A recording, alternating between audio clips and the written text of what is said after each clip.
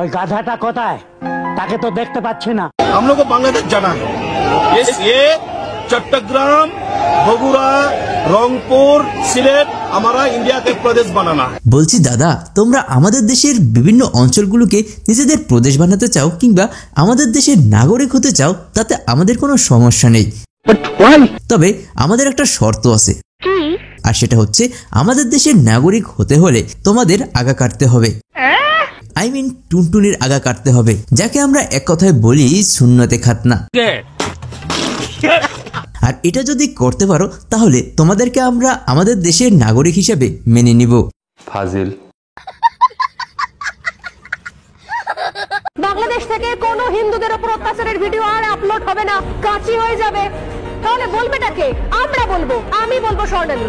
এইসব বলতে খুব খারাপ লাগছে। এইসব 12 ভাতারি মেয়েদের সম্পর্কে যত কম কথা বলা যায় ততই ভালো। পরিষ্কার গল্প।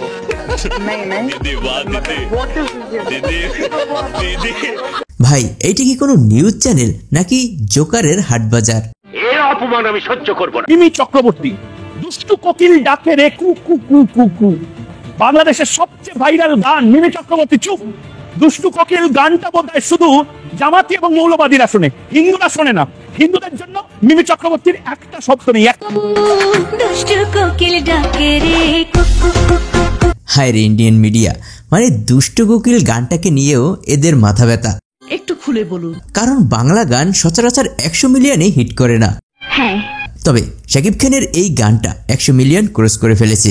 অপরদিকে কলকাতার কোন হিরোর গান এখন পর্যন্ত 100 মিলিয়ন ক্রস করেনি।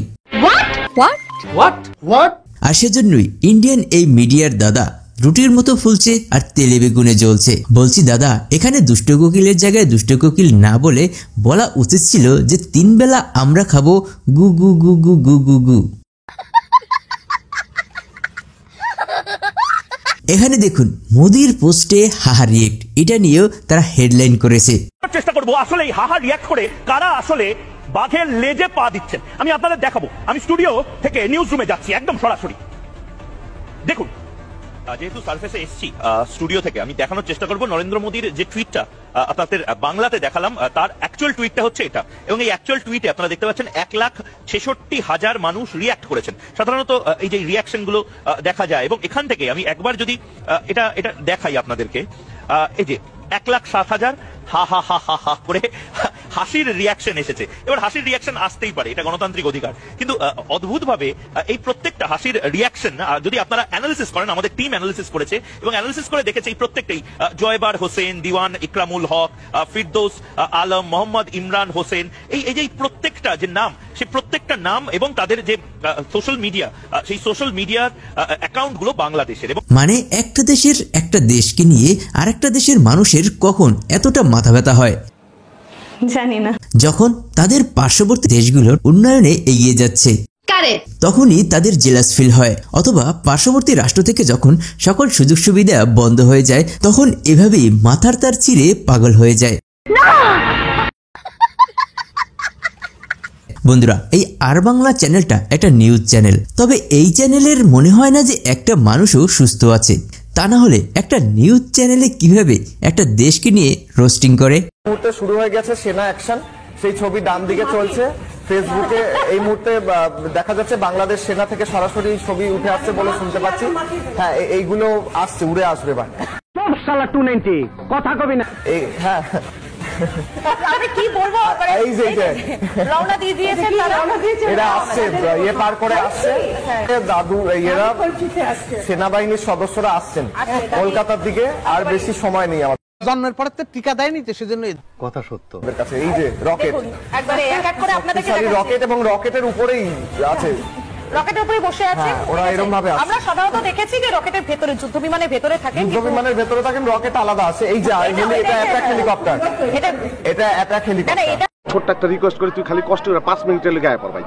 5টা মিনিটের লেগে তুই খালি একটু আয়া পর, তোরে মাইরা আমি ঘুমামু ভাই, আমার ঘুম হয় না, তোরে মাইরা ঘুমামু, তুই একটু আয় ভাই। মানে এটা যে তাদের নিউজ চ্যানেল সেটাই তারা ভুলে গেছে, এটা তারা এখন রোস্টিং হিসেবে ব্যবহার করছে। বাংলাদেশিরা তারা হয়তো খেতে পারবে না কিছুদিন পরে। জি দাদা, 5ই আগস্টের পরে এখনো অব্দি না খেয়ে আছি দাদা। দেখো আমার চেহারা কেমন শুকিয়ে গেছে দাদা। দাদা একটা লঙ্কা, একটা পেঁয়াজ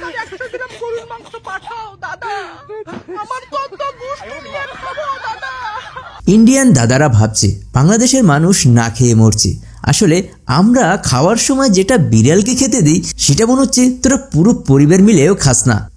একটু কাতলা মাছ অল্প করে, ওটা 200 গ্রাম মতো দাও, বেশি না। 200 কত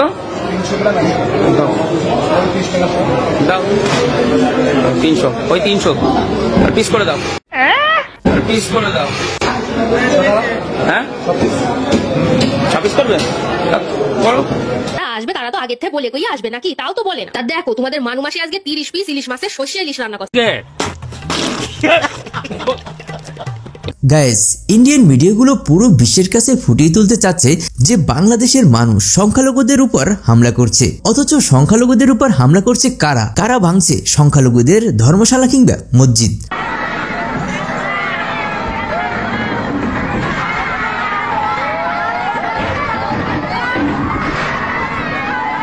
অর্থাৎ নিজেদের দোষ ঢাকতে অন্যকে ব্যবহার করছে। আমার মনে হয় হাসিনাকে নিয়ে যখন এত কিছু, হাসিনাকে দেশে না রাখাই ভালো আমাদের ভারতবর্ষে। হাসিনার জন্য হচ্ছে কিন্তু ক্যাচালটা। হাসিনা ওর দেশেও চলে যাক, আমরা ওকে গার্ড করতে যে আমাদের অশান্তি আমরা পোয়াবো না।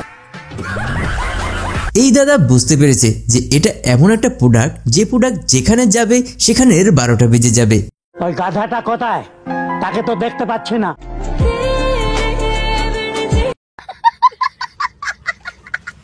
যখন ওই প্রোডাক্টটি বাংলাদেশে ছিল তখন বাংলাদেশের 12টা বেজে গিয়েছিল।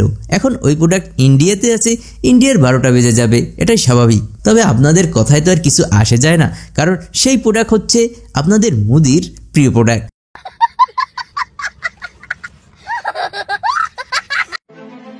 এই মুহূর্তে যে বিশেষ খবরের দিকে আমরা নজর রাখবো, প্রেমিকা কাটলো প্রেমিকের প্রসঙ্গ।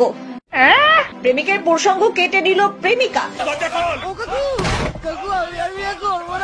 আয় হায়, প্রেমিকা তো সবের কাজ করেছে, ন্যাকের কাজ করেছে।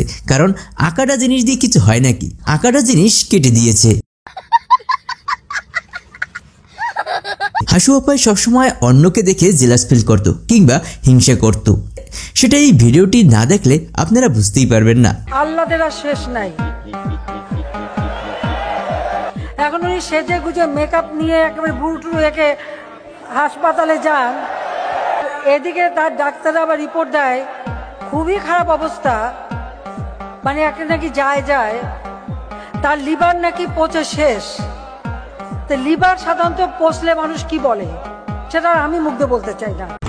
ডেলিভারি চার্জ থাকবে না, থাকবে না ডেলিভারি চার্জ। আমি বলছি না আজকে আমি প্রমোশন করব না, আমি আজ বেশি কোনো কথা বলবো না। আমি অর্ডার করেছি, আমি উল্লাসিত।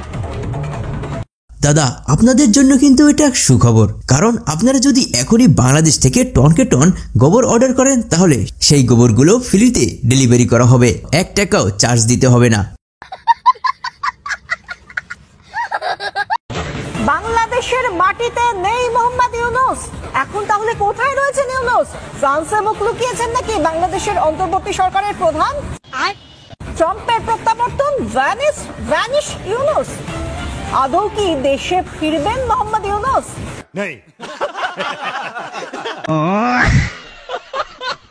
বন্ধুরা, বাংলাদেশের বর্তমান সিচুয়েশন পূর্বের থেকে অনেক ভালো, আর এই ভালোটাই ইন্ডিয়ান দাদারা কোনোভাবেই মেনে নিতে পারছে না। তারা ভাবছে যে বাংলাদেশ এতটুকু একটা রাষ্ট্র, তারা আমাদের থেকে উপরে উঠে যাবে, সেটা কি করে হয়? এজন্যই ইন্ডিয়ান দাদারা উপরে পড়ে লেগেছে বাংলাদেশের পিছে। কারেক্ট। বন্ধুরা, বাংলাদেশের সরকার পতনের পর ইন্ডিয়ান দাদারা একেবারে হুঁশ হারিয়ে ফেলেছে। কি সাক্ষ্য প্রমাণ আছে তোমার কাছে? কারণ বাংলাদেশ থেকে সকল সুযোগ সুবিধা বন্ধ হয়ে যাচ্ছে, তাই তারা আবল তাবল ভুগছে। প্রেজেন্টেশনের মাধ্যমে দেখার চেষ্টা করব, ভারত থেকে চাল রপ্তানি হয় বাংলাদেশে, যা খেয়ে দুবেলা দুমুঠো এই উগ্র মৌলবাদীরাও বেঁচে থাকেন। শুধু তাই নয়, 7 সিস্টারেও তাদের যাতায়াত ব্যবস্থার দুর্ভোগ হয়ে পড়েছে, তাই তারা কোনো পথই খুঁজে পাচ্ছে না। কি বলবে, কি করবে? যে কোনো সময় 7 সিস্টার হাতছাড়া হয়ে যেতে পারে। বারবার আমি যে কথাটা বলছি, আমাদের জমি আমরা ফেরত পেতে চাই। আচ্ছা, আপনিই বলেন, এই যে দীর্ঘ 16 বছরে একবারও কি 7 সিস্টারের নাম শুনেছেন? আমি শুনি নাই। না, কোনোদিন দেখিনি। আর যখনই 7 সিস্টারের নাম উঠে এসেছে তখন থেকেই বাংলাদেশকে নিয়ে ইন্ডিয়ার মাথা ব্যথা শুরু হয়ে গেছে। কারণ এই 7 সিস্টার হচ্ছে তাদের একটা দুর্বল পয়েন্ট। ভারত ইতিমধ্যে পাকিস্তানকে যে সবক শিখিয়েছে, তার সাথে যদি বাংলাদেশকে সবক শেখাতে যায়, বাংলাদেশ থাকবে না। থাকবে না বাংলাদেশ। আমার চ্যাটার বাল, হ্যাঁ কথা। বন্ধুরা, ভারত পাকিস্তানকে সবক শিখায়, নেপালকে সবক শিখায়, শ্রীলঙ্কাকে সবক শিখায়, চায়নাকে সবক শিখায়, এখন আসছে বাংলাদেশকে সবক শিখাতে। আরে দাদা, আগে তোমরা সবক শিখো, হাগার জায়গায় হাঁকতে শিখো, গুকে নয় বরং খাদ্যকে খেতে শিখো, গরুকে নয় বরং নিজের মাকে মা বলতে শিখো। তো গাইস, আমাদের আজকের ভিডিওটি এ পর্যন্তই। ভিডিওটি কেমন লেগেছে অবশ্যই কমেন্ট বক্সে কমেন্ট করে জানাতে ভুলবেন না। যদি আমাদের এই ভিডিওটি একটু ভালো লেগে থাকে তাহলে এই ভিডিওতে একটি লাইক দিবেন এবং সেই সাথে সাবস্ক্রাইব করে আমাদের সঙ্গেই থাকবেন। ধন্যবাদ।